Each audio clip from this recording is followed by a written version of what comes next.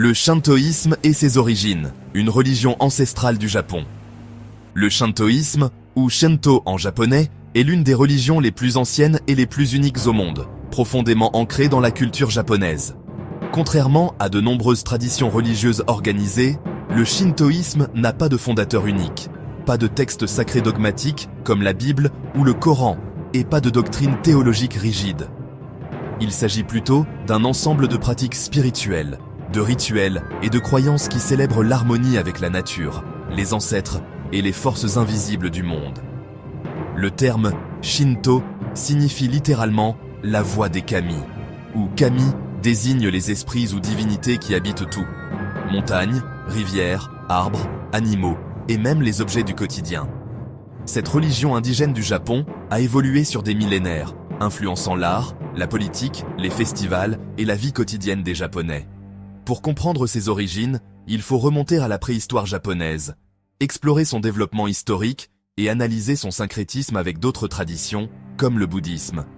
Ce long texte, divisé en sections, vise à éclairer cette religion fascinante, souvent mal comprise en Occident comme un simple folklore, mais qui reste une force vivante pour des millions de personnes. Les racines préhistoriques. Des pratiques animistes à l'émergence des kami. Les origines du shintoïsme remontent à la période Jomon, environ 14 000 à 300, Avetaesh J.C. Une ère préhistorique où les premiers habitants du Japon, des chasseurs-cueilleurs, développèrent déjà des pratiques d'eau spirituelles centrées sur la nature.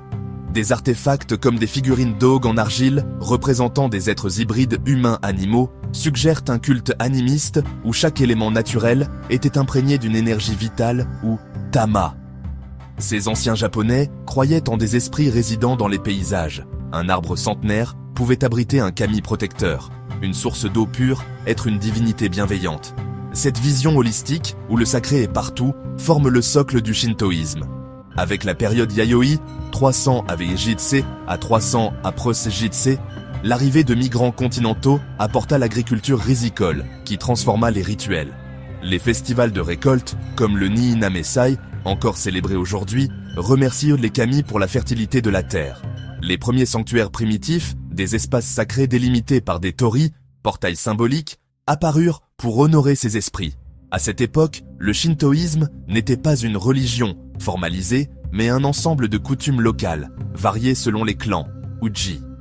Les mythes oraux parlaient de kami comme Izanagi et Izanami, créateurs du Japon selon la mythologie, donnant naissance aux îles et aux divinités par des actes rituels.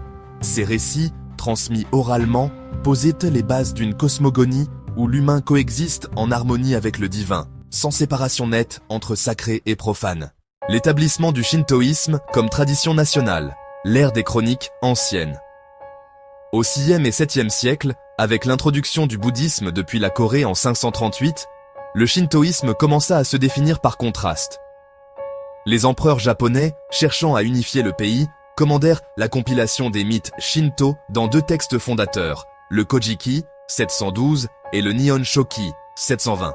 Ces chroniques, écrites en chinois classique, narrent la création du monde par les kami, la descendance divine de l'empereur Tenno, d'Amaterasu, déesse du soleil, et l'établissement des rituels impériaux.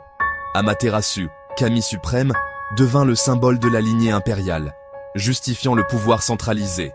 Cette période vit la construction de grands sanctuaires comme Ise-Jingu, dédiés à Amaterasu, où les rituels de pureté, harae, lavages et offrandes, devinrent centraux.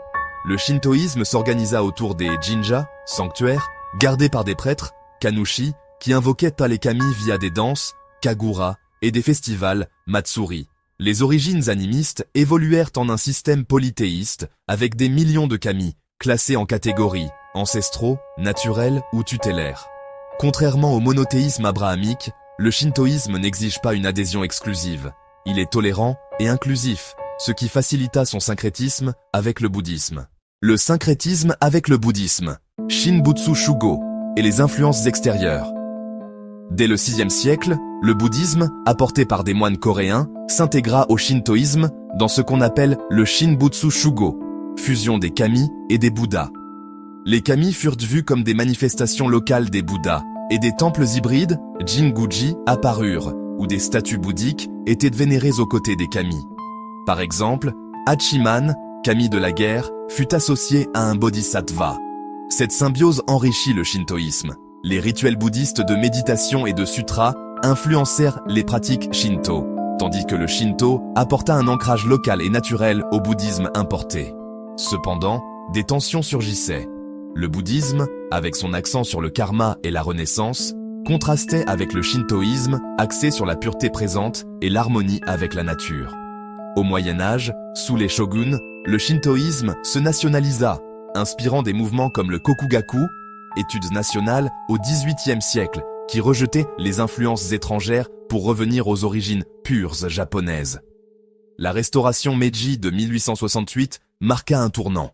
L'empereur Meiji imposa la séparation, Shinbutsu Bunri, faisant du shintoïsme une religion d'État, State Shinto, pour unifier la nation autour de l'empereur divin.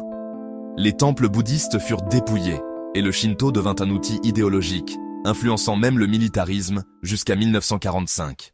Les origines contemporaines, le shintoïsme moderne et ses défis. Après la défaite de 1945, la constitution japonaise imposa la liberté religieuse, démantelant le State Shinto et reléguant le shintoïsme à une pratique privée. Aujourd'hui, environ 80% des Japonais participent à des rituels shinto sans s'identifier comme shintoïstes, souvent en parallèle au bouddhisme.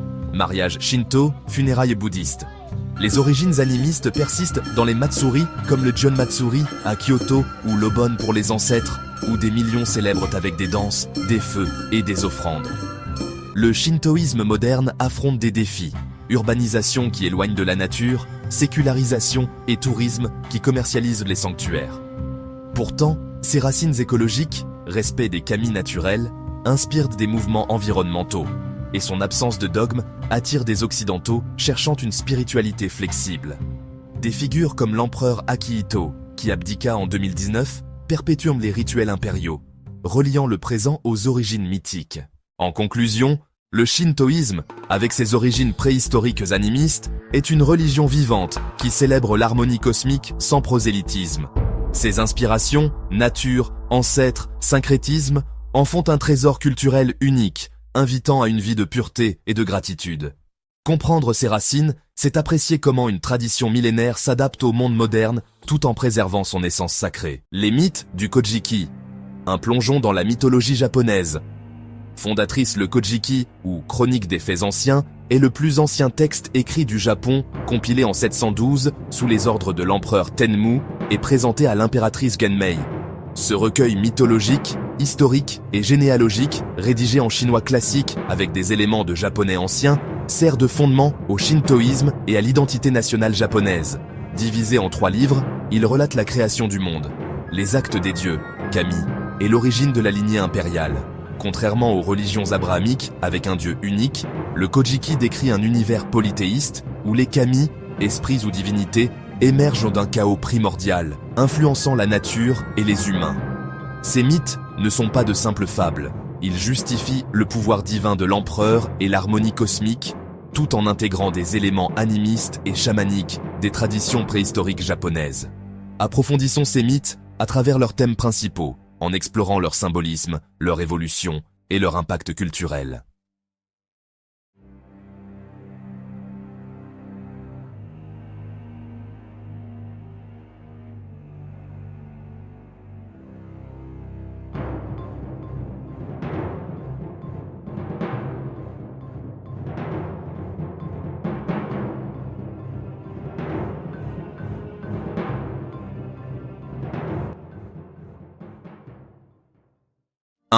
Le mythe de la création primordiale.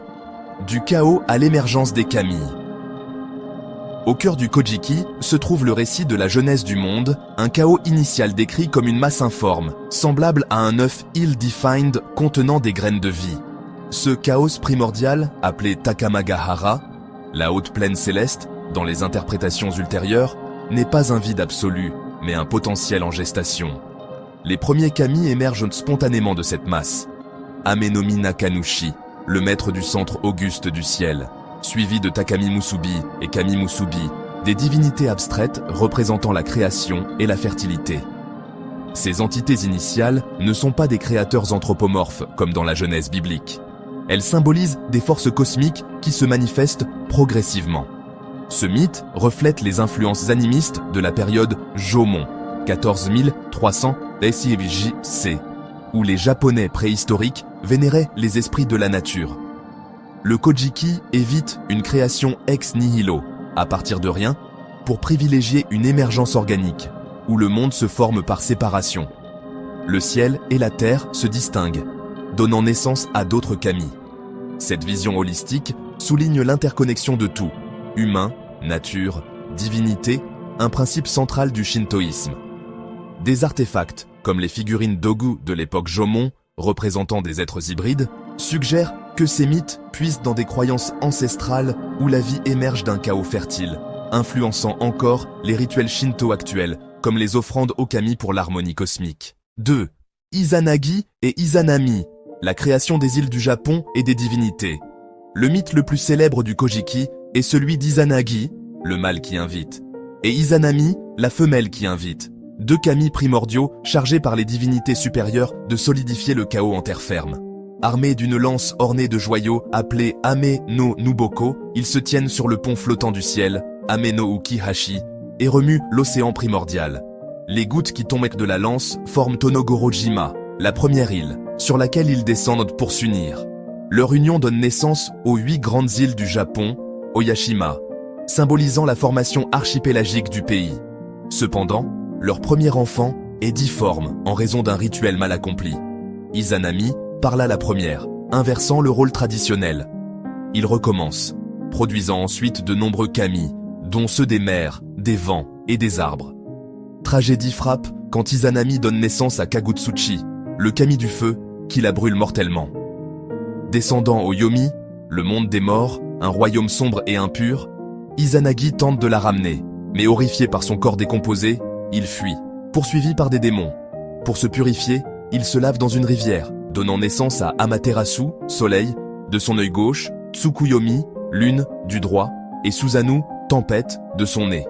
Ce mythe de purification, Misoji, est fondamental au shintoïsme, expliquant les rites de nettoyage avant d'entrer dans un sanctuaire. Ce récit anthropomorphise la création, influencé par des mythes Oro Yayoi, 300 Tedlesi, Avetruji, ou C, 300 Aprudji, C, où l'agriculture risicole symbolise la fertilité divine.